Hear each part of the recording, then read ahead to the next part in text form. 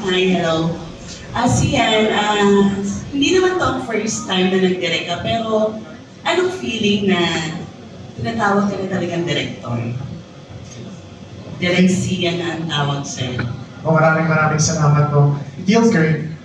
I take it as, laking pasasalamat din po yung dumadaan sa puso't isipan ko ngayon because I know very early on sa career ko po as an actor, I had a calling na po, and I've always wanted to write and direct. So being given this opportunity po means a lot para sa akin. So it feels great. It feels great to be the director of Project Rookie.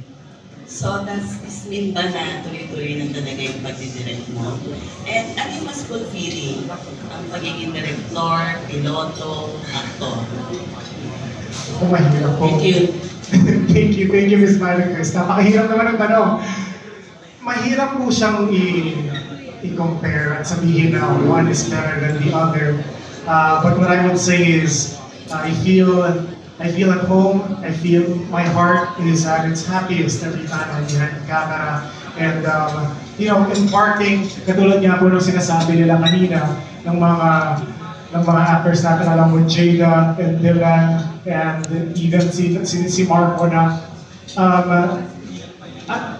I want to be able to impart with them kung ano yung mga pinagdaanan ko rin in the acting process. So it's my job here to guide them para hindi sila maligaw. And explain ko rin sa kanila na as a director, iba-iba yung sensibilities namin.